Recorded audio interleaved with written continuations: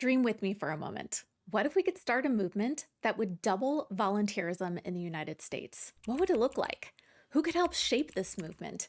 And what would be needed to make it last? All important things to ask since Points of Light shared a vision to team up with leaders and community members across all sectors of the country to launch a national volunteer strategy that aims to figure out the answers to these questions and more. But I think in order to answer these questions, we have to zoom out even further and ask, what does it really take to create social change on that scale? Social change that lasts. Well, the good news is that we already have some clues. Throughout our history, there are dozens of examples of successful, large-scale social change efforts and a lot of smart people who have studied those efforts to figure out the ingredients that need to come together to create sustainable impact. So come with me on this journey as we explore what are the ingredients we'll need to pull together to make this bold vision to double volunteerism in the United States a reality. Now, every social change maker knows the first ingredient in creating lasting change is studying the problem. So let's start by taking a look together at what's going on with volunteerism in the United States and why we should care. First, we know from recent research that community organizations are consistently unable to fill their volunteer roles. Nearly half of all nonprofits who rely on volunteers to meet critical community needs, things like tackling food insecurity, providing services to seniors or youth, or responding to disasters, report struggling to get enough volunteer support to meet those community needs. So how many people are already volunteering? Well, as a starting point, let's look at formal volunteering, that is, volunteering with an organization. According to the US Census Bureau, while volunteer rates did start to rebound after the COVID-19 pandemic, as of the time of recording this, we seem to be stuck at around 28% of the US population volunteering, in line with numbers a decade before the pandemic. Now, we also know these rates aren't because people don't care. A lot of people want to help but face barriers to participation, whether those barriers are technology, transportation, finding an opportunity that fits their schedule, or just being generally unsure how to plug in. And finally, we know that investments in volunteer infrastructure, that is, the systems, the staff, and the tools that would remove some of those barriers to participation, have been far too low for decades. We need to do some serious work to inspire more funders and donors to make these critical investments because too many organizations are trying to engage volunteers on shoestring budgets. Even though we know it takes meaningful resources to recruit and train and oversee volunteers effectively. By the way, if you're curious about the underinvestment in volunteer infrastructure, you can go deeper by checking out this report from Bridgespan on the Points of Light website. But let's go back even a step further. Why does all of this matter in the first place? Well, first of all, when organizations serving our communities can't get the volunteer support they need, it means they can't serve our communities successfully. That translates to kids going without tutors or mentors, or homebound seniors not receiving a meal that day. And secondly, the research shows us that volunteering helps and heals the people doing it too. Service is a proven way to improve our own health and combat loneliness, disconnection, and polarization. So investing more in volunteer infrastructure and removing those barriers to participation can have a ripple effect across those other issues too. Collecting feedback and ideas on increasing volunteerism is going to be an ongoing process, and we hope that you'll share yours too as we go along. But with all of the research and data at our disposal so far, we do know some of the things we'll have to do as a society to increase volunteerism. This includes things like equipping organizations with the tools, the training, and the resources that they need to recruit and engage volunteers in successfully tackling community challenges. It includes removing barriers preventing more people from volunteering, especially for youth, seniors, or other groups who have had difficulty accessing volunteer opportunities in the past. It's going to involve shifting the narrative around volunteering, highlighting its power to improve our well-being, bridge divides, and spark community and civic pride, and making sure that we're better funding the infrastructure needed to make more volunteering possible,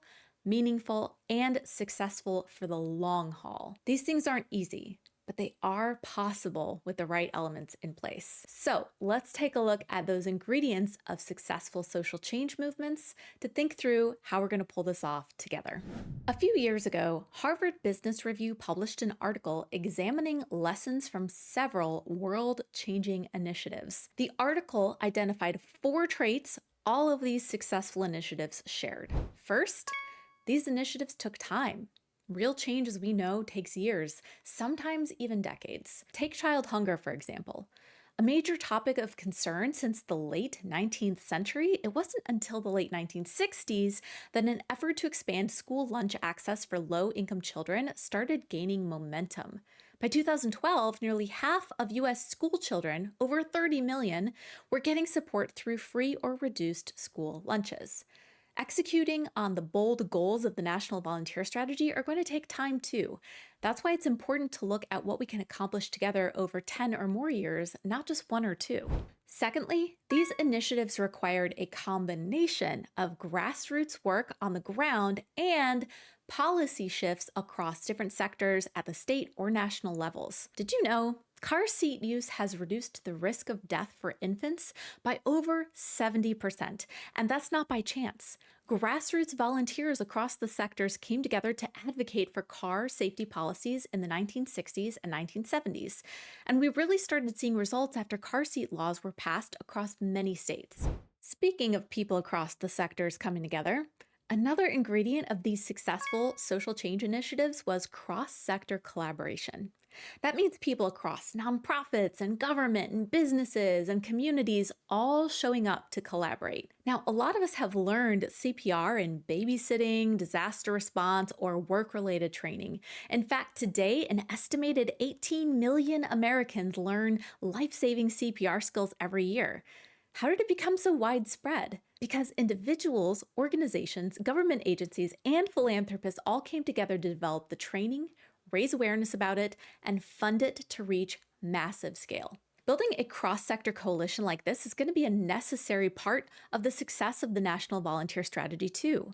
That's why Points of Light is working alongside leaders across nonprofits, youth organizations, government, corporate, grassroots organizations, and others to imagine and implement these solutions. Hearing a lot of diverse perspectives to build the National Volunteer Strategy is critical. Finally, each of these successful initiatives were supported by people or organizations who made a big bet on their success and provided sustained philanthropic investment. Have you been to a library recently? There's a chance it was a Carnegie Library, one of the 2,500 public libraries built with a major philanthropic donation by businessman Andrew Carnegie in the early 20th century. The goal?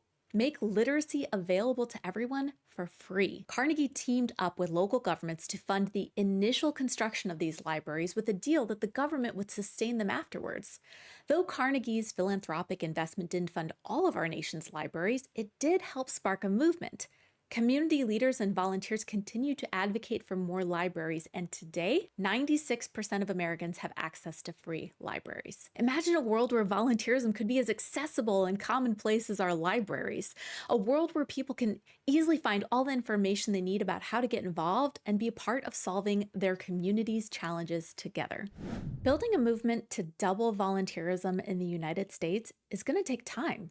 It's going to require grassroots work on the ground, creating policies that remove barriers to participation, voices across all sectors weighing in, and some big bet support from people who believe in the enormous potential of this movement. We're going to learn a lot along the way. We're going to collect feedback from people and organizations regularly, and we'll learn together what works and what doesn't work. We're going to pivot and embrace course corrections along the way. We're going to set winnable milestones to reach for on the roadmap because social movements are driven by momentum, and it takes all of us to keep the momentum going over the long haul. So I want to know, what do you think it will take to build a future where volunteerism thrives?